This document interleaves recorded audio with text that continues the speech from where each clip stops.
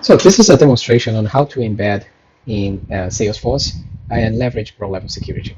So first of all, I'll show you the ready-made solution, the final solution. So this is a Salesforce community.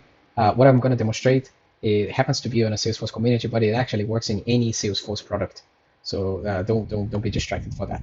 So this is a community page, and here we have some content which is accessible publicly. And what I did is I actually created some pages behind which are only accessible when the user logs in.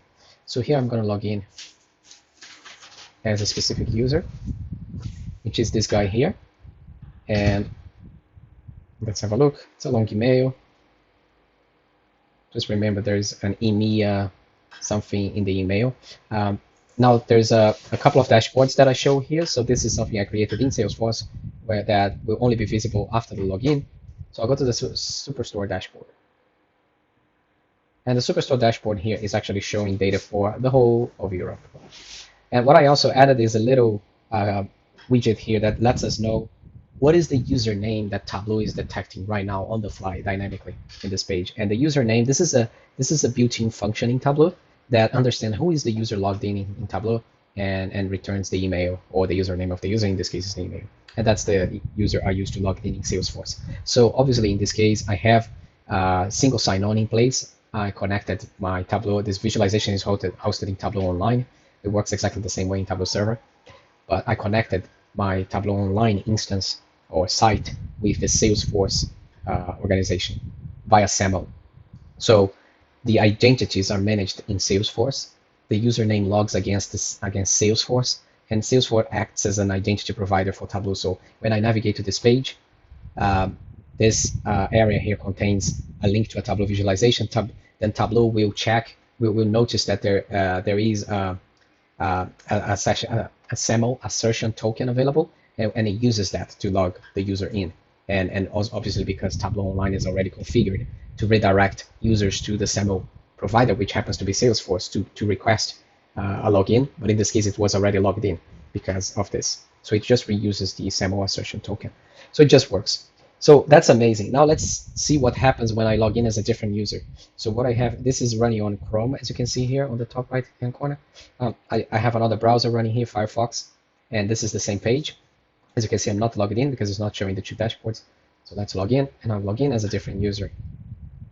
That's going to be Emily Burns at salesforce.demo, the password, and I'll do the same.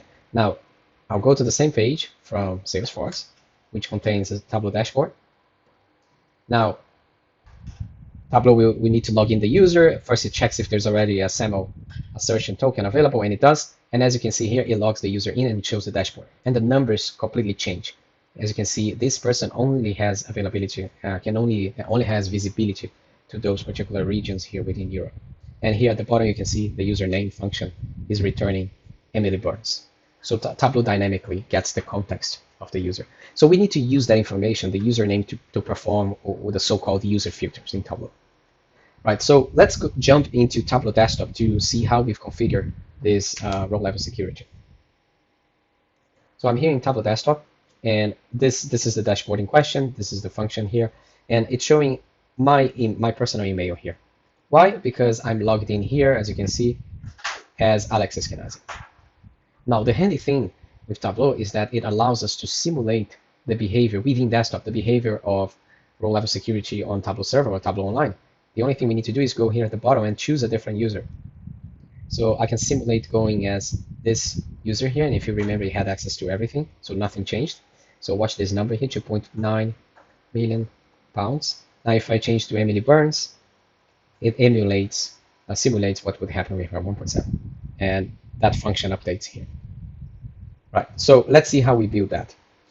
So what we need to do is to, first of all, understand the data model and the facts here. And what I want to do is basically join this fact table with some entitlements table. So if we go here to the data model, and I open up this data model here, you see that I'm connected to two tables, but it's only showing one here. And it says that the sales fact is made of two tables. So there's nothing more in the relationship pane. There is only one, just the fact table. We could have more things, but the fact table, if I double click, I enter this physical joins experience, right? And here, as you can see, I'm connected to the transactional system. Let's say the fact table. It happens to be a table in Excel. And I also have my entitlements table, my security table. So here I brought the orders table. If I quickly show you the orders table, that contains a field called region. So region north, central, south, and north, central, south, maybe a few others. So what I want to do in this example, I want to use this field to create my entitlements. So what I have here in Excel, it could be in a database, but just use Excel, and I created some entitlements for the different users. So I have here the region field, and I said Ross, with this email, will only be able to see the north region. Damala can see south. Emily Burns can see central. And Jamie Data, with this weird email, can see all the regions, north, central, and south. That's it. So I saved this file, and I brought in here as a secondary data source, connect to a secondary data source, and it happens to be in orange. So I drag this entitlements table here, and now what I need to do is join on the common field. So I have from the orders fact table, the region field, with the region field from the entitlements. So here, this color helps us understand which columns come from which data source, blue and orange. And it's already showing only the data for Emily Burns, as you can see here. It's only showing the data for Emily Burns. So this is already working. And that's because I have selected here Emily Burns. So what I have here is Alex Eskenazi can see everything. And you might wonder, how is that possible? How can Alex Eskenazi see the data for all the users? Well, it's because this join is not doing much at the moment, but I have to create one user filter here. And so let me jump back to the visualization area. And here I created a function, which I call the security function, user data security function. And what I did is I said, Tableau, compute the username on the fly. And if this username equals one of the usernames from our table, remember this is a row level calculation, it's happening and applied to every single row. So if this is true, or if when you do this test, you check that this is Alex, which is the admin accessing, then you should return true, otherwise return false. And what I did here in the data source, I applied this filter. So I went to, let's go back to the data source, and I went to the filters on the top hand corner, and I added this filter. So let me remove and do it again here. Now when I remove, we can see everything, even with Emily Burns, nothing changes here because I'm not applying any security. You basically just have all the full table. And so the entitlements are not effective at the moment. So I'm going to add the filter to make the entitlements effective by applying that security calculation. So I select that calculation and I only want to keep true. Keeps true. And that's part of the data source filter. So we just make sure that when we publish this visualization, users cannot change the data source. So we will protect the data source. Now, if I test, this is already effective, so let's go to Emily Burns. And it's going to send a query, and now the filters are always executed as part of this query, so it only returns Emily.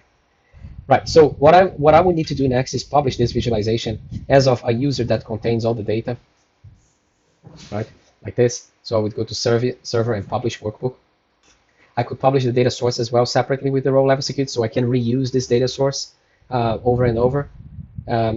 Because I'm using files, it's going to ask me to do an extract, which I can do that with an extract because it's faster. I have already done this, so let's jump into my Chrome and let's see this in the browser. So now I'm in the browser. I'm logged in as that Jamie Data user with the big email, as you can see here, and it's showing all the data. So the next step is the usual Salesforce embedding process. What I did, I took this link here, I copied this link, and I went to Salesforce configuration, and you know the drill, right? So you go to Salesforce and watch my other video for the details on how to create that Visualforce page with that URL, that particular URL.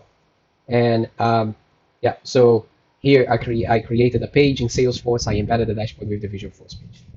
Now I'm just going to show you one more thing here, which is the configuration for SAML. So I'm just going to go to Salesforce and log into that same environment as an admin. Oops. Let's do it again.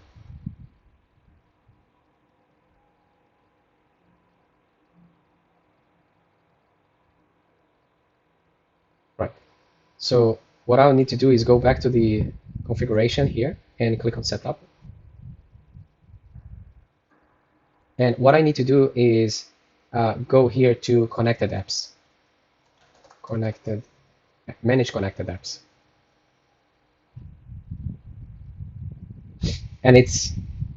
And here I created one app.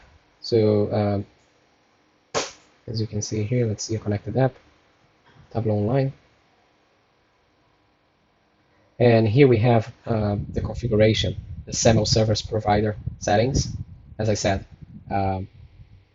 Salesforce Access the IdP is a service provider to Tableau. And let me go to Tableau Online back here and show the settings here on Tableau Online. And this is well documented how to create that SAML configuration. So here I went to this area here on Settings, Authentication, and I enabled an additional authentication method, which is salesforce.com SAML. So I have to go to the edit, and then I have to follow these steps here. So the first I did was export the metadata in Tableau Online, and then it generated a file, which I basically used in Salesforce, and I applied it here. Then I downloaded the response, the metadata from here, and applied back in Tableau Online, the second step, and so on and so on. So yeah, like I said, export metadata from your identity provider. So that was that button here, down here, and so I added that metadata file here. And then when everything works okay, you test the connection, and this should just work. Yeah, that's about it. The other settings are like this: first name, username. You can leave it blank, and you leave these options set to authenticate using an inline iframe. That way, the users are not being redirected to a pop-up to log in. So this is happening within the iframe itself. And on the Salesforce side, we'll also make sure that we are whitelisting this this domain here, so that this is on a trusted host. So we are allowed to embed Visualforce pages within the trusted host. So that's about it, and I hope that was useful. I know it's a little bit involving. There are a few steps, so we'll check this together. I just want to give you a demo and prove that this works. Yeah, that's what this is. Cheers. Let's keep in touch.